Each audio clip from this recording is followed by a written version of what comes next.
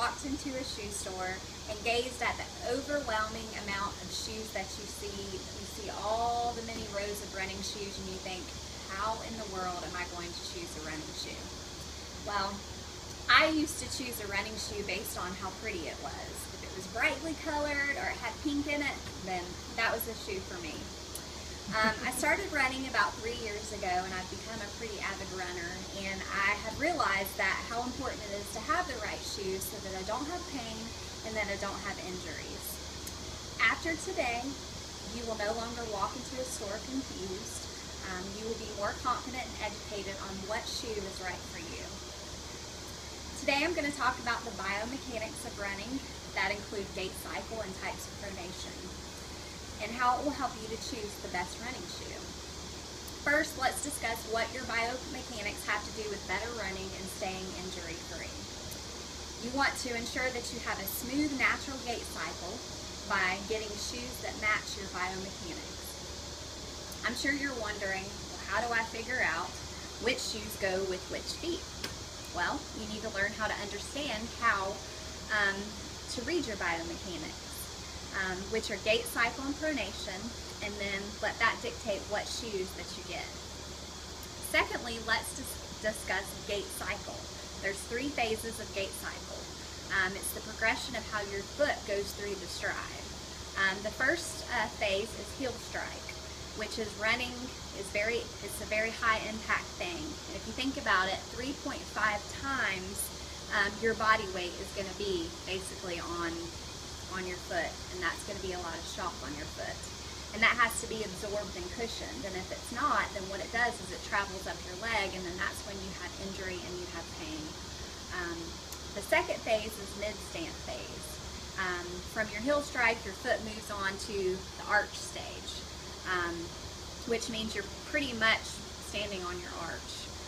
Placing your entire body on that, it can kind of flatten it, and that depends on what kind of arch that you have, depending on how much pressure that you put and how bad it is, I guess. And then you have what's called the toe-off phase. Toe-off propels your foot into the next stride that starts your gait cycle pretty much all over again. And when you look on the bottom of your shoe, you're basically going to see where the wear is, and that's going to kind of dictate, kind of give you a clue of what kind of shoe that you need to buy. I know when I bought my first running shoe, or well, maybe it was my second running shoe, I looked on the bottom and I knew immediately what type of shoe or what type of runner that I was. So it is pretty important. And then lastly, we're going to talk about pronation, which is basically the natural inward roll of your foot. And I have my little foot here, my little shoe here, that I'll kind of tell you about the 3 that there are. It begins when the heel contacts the ground, and then your foot then begins to roll inward and to absorb shock and transfers weight. And then the ball of your foot is you prepare to kind of push off. There are 3 types of pronators, and they're in shoe categories. For each pronator, you have a different kind of shoe that goes with that. First, you have the overpronator, excuse me. You have the low, flat arch. Your feet's pretty flexible, and that means that flat arches absorb little shock. Shock and excessive inward roll go through leg, and too much it will cause injury. So you need what's called a support shoe, kind of like a motion control shoe, which means you're going to roll in this way, and then you're going to see the wear on your shoe on the inside.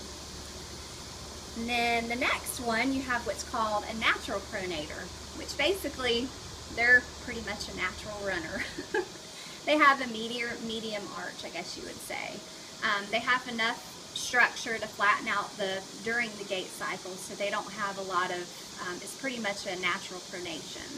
So they want a stability shoe so that it keeps them here. They don't tend to go this way or that way. It tends to keep them here. And so that stability shoe is going to keep them where they need to be.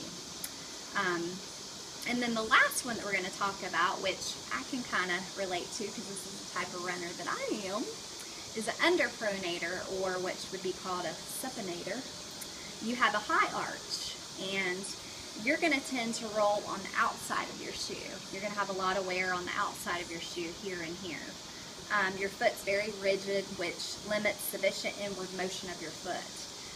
Your high arch absorbs less shock, and flexible shoe helps to maximize natural pronation. So you need what's called a neutral shoe, and this is a neutral shoe here. This is a Brooks. Some of the recommended shoe brands that I do recommend, just from my experience as a runner, is Brooks, Asics, or Mizuno. In conclusion, I'd like to say when running shoes are well matched to your feet, knowing your gait cycle and knowing your pronation, such as your heel strike, mid stance, and your toe off, and then your types of pronation, which are your over pronator, your natural pronator, or either your supinator or under pronator.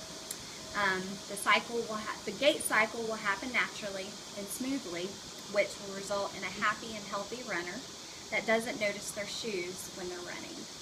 Thank you.